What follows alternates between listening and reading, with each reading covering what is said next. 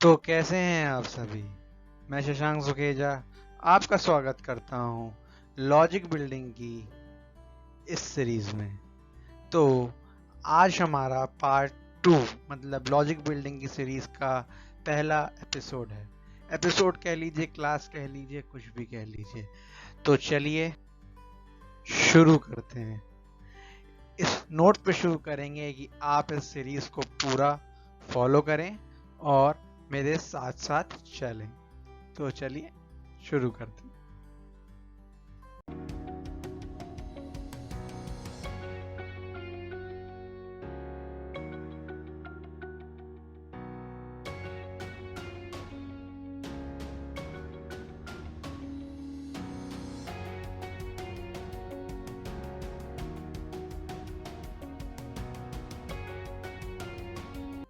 सबसे पहला कि लॉजिक बिल्डिंग करनी कैसे है, कैसे स्टार्ट करें, क्या चाहिए करने के लिए, स्टार्ट करने के लिए। तो मैं इस प्रॉब्लम को पहले कुछ पार्ट्स में डिवाइड करूंगा और आपको समझाऊंगा। जिसका पहला पार्ट है कि पूरी प्रॉब्लम को एनालाइज करो। प्रॉब्लम में क्या इनपुट चाहिए, क्या आउटपुट चाहिए, उस इनपुट से उस आउटपुट तक क्या प्रोसेसिंग चाहिए और हमको क्या क्या रिक्वायरमेंट्स हैं, उस प्रॉब्लम में क्या क्या प्रॉब्लम्स फेस हो सकती हैं। अगर जीरो से डिवाइड हो गया, इन्फिनिटी तो नहीं हो रहा नंबर, किसी ने गलत नंबर एड कर दिया, everything from what type of data you want to what result you want. ठीक है बेटा। आगे दूसरा है think for the possible solution. कोई भी एक पॉसिबल, 2 3 4 जितने भी नंबर ऑफ वेज से आप उस इनपुट से लेके आउटपुट मतलब जो रिक्वायर्ड आउटपुट है आपके प्रोग्राम का या जो टास्क है उस तक पहुंचने के लिए आपके पास जितने सॉल्यूशंस हो उसको अलग अलग लिख लीजिए। ठीक है। फिर break the problem in parts. अब जो आपको प्रॉब्लम दी गई है उसको तोड़ते जाइए। अगर वो कई बहुत बड़ी प्रॉब्लम है, उसमें कई सारे कैलकुलेशंस रिक्वायर्ड हैं, तो प्रॉब्लम को छोटे छोटे पार्ट्स में ब्रेक करिए और अपना जो कोड, जो लॉजिक आपने लिख रखा है उसको स्मॉलेस्ट पार्ट से स्टार्ट करिए। ठीक है। चलिए आगे बढ़ते हैं और हमारी अगला अगला टॉपिक रहेगा कि ये तो हो गया। अब हमको प्रॉब्लम भी पता है और हमको सॉल्यूशन भी पता है, पर करें क्या, इसको प्रोग्रामिंग में कैसे लिखेंगे। सबसे बड़ा सवाल तो लोगों के दिमाग में यही है कि कोड कैसे करूं मैं इस लॉजिक को। अरे आपने ये तो बता दिया, इतना तो चलो मुझे भी पता है, पर मैं इसको कोड कैसे करूं, मैं यही तो नहीं कर पाता। तो इसका भी मैंने सॉल्यूशन आपके लिए निकाल लिया है। तो हमारा अगला है कि जो भी हमारा लॉजिक बिल्डिंग का सीन है वो कितने फेजेस में बटा होता है। तो any programming task is divided into 2 phases. मतलब कोई भी प्रोग्राम होगा वो 2 फेज में होगा, 2 फेज में उसको तोड़ा जा सकता है। जो बिगिनर है उसके लिए ये फेज समझना बहुत ही ज़रूरी है। पहला फेज होता है एल्गोरिथम फेज।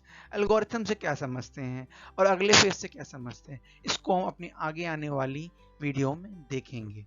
दूसरा फेज होता है प्रोग्रामिंग फेज। तो यही 2 फेज होते हैं किसी भी प्रोग्रामिंग टास्क को कंप्लीट करने के लिए। अगला जो हमारा टास्क होता है वो आते हैं हम लोग एल्गोरिथम फेज पे। तो चलिए एल्गोरिथम फेज से स्टार्ट करते हैं। एल्गोरिथम फेज, तो सबसे पहले एल्गोरिथम से हम क्या समझते हैं। ये वो स्टेप्स होते हैं जो हम स्टेप वाइज एक पर्टिकुलर फैशन में मतलब कॉन्जिक्यूटिवली लिख लें और उनको फॉलो करते हुए हम उस सॉल्यूशन तक पहुंचे। मतलब जो लॉजिक आपने निकाल रखा है उसको स्टेप बाय स्टेप, जैसे अगर आपको इनपुट लेना है तो पहले वेरिएबल, एक वेरिएबल इनिशियलाइज करो, उसमें उसका इनपुट लो, उस वैल्यू को स्टोर करो, फिर उस वैल्यू से क्या प्रोसेस करना है उसका इक्वेशन लिखो, उस लॉजिक को इन्वॉल्व करो, कितने वेरिएबल्स, कितने आउटपुट के लिए वेरिएबल्स, कितनी चीजें, सब कुछ इसी में हो जाएगा। जब ये सब कुछ अरेंज हो जाए इसको एक पर्टिकुलर स्टेप वाइज फैशन में लिख लीजिए। अब आप कहेंगे लिखें कैसे, तो इसके लिए एल्गोरिथम फेज में जो पार्ट्स होते हैं वो भी कई तरीके से होते हैं। उसमें रिप्रेजेंटेशन 2 तरीके से होती है, एक होती है सूडो कोड के थ्रू और एक होती है फ्लो चार्ट्स के थ्रू। अब आप कहेंगे आप तो कॉम्प्लेक्स होते जा रहे हैं, सूडो कोड क्या होता है मुझे पता ही नहीं है। तो इससे मैं अपनी नेक्स्ट पॉइंट पे आता हूँ। सूडो कोड क्या होता है। तो what is pseudo code? Pseudo code से हम समझते हैं ये वो भाषा लिखी हुई होती है इंग्लिश लैंग्वेज में जो आप डेली यूज में अपनी इंग्लिश कॉपी, मैथमेटिक्स, ज्योग्राफी, किसी भी होमवर्क या नॉर्मल लैंग्वेज में लिखते हैं। कैसे लिखते हैं? स्टेप 1, जैसे हमें अगर आपको लेमनेड बनाना है तो आप किसी को कैसे लिख के दोगे? उसके पहले बोलोगे please take 1 lemon, 1 to 2 spoons of sugar. तो ये जो इंग्रेडिएंट्स हैं आपको मिल गए, पर इनको यूज कैसे करना है? तो step 1 take water, step 2 put sugar in it, step 3 stir the water, step 4 take the lemon, step 5 cut the lemon. So these are the forms. आप इसी तरीके से स्टेप 1 टू स्टेप n जितने भी नंबर ऑफ स्टेप्स हैं उसको एक sequential manner में लिख लो, तो आपका जो लॉजिक है उसको एक स्ट्रक्चर मिल गया। जैसे कि कल मैंने अपनी लॉजिक बिल्डिंग में बोला था कि आप लॉजिक ढूंढते हो, उसको स्ट्रक्चर करते हो किसी कंप्यूटर को समझने के लिए, तो वो एक डेमो कोड हो जाता है जो हमें एज अ यूजर समझ सके, कोई ह्यूमन समझ सके। अगला दूसरा क्या होता है? दूसरा फेज था हमारा फ्लो चार्ट। फ्लो चार्ट्स क्या होते हैं? फ्लो चार्ट्स वो चार्ट्स होते हैं कि जिससे हमारा जो पिक्टोरियल रिप्रेजेंटेशन है सूडो कोड का वो दिखे कि वैल्यू यहाँ से गई, यहाँ से निकली, यहाँ पे कंसल्ट हुई, यहाँ से वापस आउटपुट मिला और हमको स्क्रीन पे हो गया। अगर वो वैल्यू नहीं दे पा रही है, फॉल्स रिजल्ट दे रही है, तो वो प्रोग्राम से बाहर हो गया। Just like when you insert water from the a purifier from up, it gives purified water from the down and all the residuals are adjusted in the middle।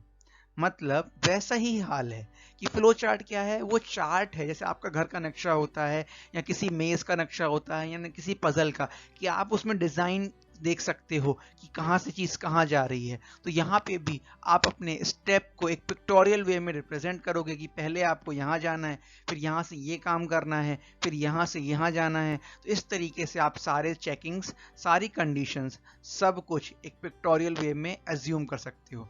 होती कैसे है? इसके लिए प्री डिफाइंड पहले से कई सारे डिजाइंस और सिंबल्स बने हुए हैं जिनका यूज करके आप फ्लो चार्ट कंस्ट्रक्ट कर सकते हो। अंडरस्टूड? सो ये चार्ट्स मिलेंगे कहाँ? आप कभी भी गूगल कर लो। मैं अपनी अगली स्लाइड में जब मैं पढ़ा रहा हूँ तो मैं आपको शो कर दूंगा, पर मैंने आज इसमें नहीं किया है। तो आप flow symbols for the flow chart Google करोगे, आपको एक बहुत सी लिस्ट मिलेगी। उसमें आपको डिसीजन मेकिंग के लिए क्या, इनपुट के लिए क्या, कंडीशन चेकिंग के लिए क्या, लूप के लिए क्या, सब कुछ मिलेगा। ठीक है दोस्तों, तो चलिए हम लोग आगे चलते हैं। आगे चलने के बाद ये तो हो गया हमारा एल्गोरिथम फेज। अब स्टार्ट करेंगे हम लोग कौन सा फेज दोस्तों? Programming phase. प्रोग्रामिंग फेज क्या है? प्रोग्रामिंग फेज क्या है बताइए? तो इससे हमें क्या पता चलता है? अब हमारे पास लॉजिक है, उस लॉजिक को हमें एल्गोरिथम में लिखना आ गया, प्रेजेंट करना आ गया, फ्रेम करना आ गया। अब उसी एल्गोरिथम को फ्रेम कर दीजिए किसी भी प्रोग्रामिंग लैंग्वेज में। प्रोग्रामिंग लैंग्वेज मतलब सी प्लस प्लस, पाइथन, जावा, जो भी आप आती हो, आपके पास आपको नॉलेज हो उसके बेसिक्स की, प्लीज उसमें same to same logic frame कर दीजिए। जिस भी कंडीशन के लिए जो भी यूज होता हो वो, क्योंकि ये बेसिक्स आप किसी प्रोग्रामिंग लैंग्वेज में ही सीख सकते हो। पर खास बात क्या है लॉजिक बिल्डिंग की? ये सारी लैंग्वेजेस के लिए कॉमन होता है, क्योंकि आदमी का दिमाग बदल नहीं जाएगा, सॉल्यूशन का तरीका बदल नहीं जाएगा। So it is a critical way of thinking, a solution is known as logic building. चलिए आगे बढ़ते हैं। आगे बढ़ने के बाद हमारा आता है कि हमें सीखना क्या है।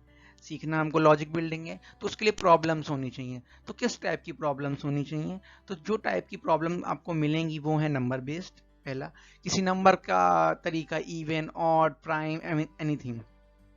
लूप बेस्ड, एक काम को बार बार करने के लिए अगर आपको कंडीशनली एक काम को कई बार करना है तो वो लूप बेस्ड में आएगा। एरे बेस्ड, मतलब एरे मैं भी आपको आगे समझाऊंगा क्या होता है।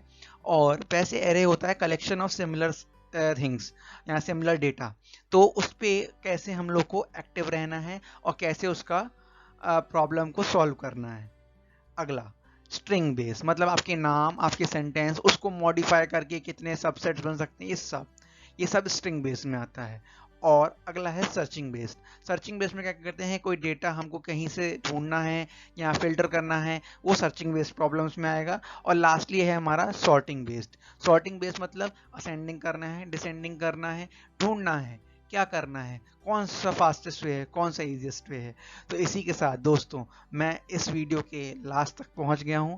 हमने आज जाना कि लॉजिक बिल्डिंग होती कैसे है, क्या क्या रिक्वायरमेंट्स होती हैं, क्या क्या स्टेप्स होते हैं, कौन कौन सी प्रॉब्लम्स के फेजेस में हम लोग आते हैं।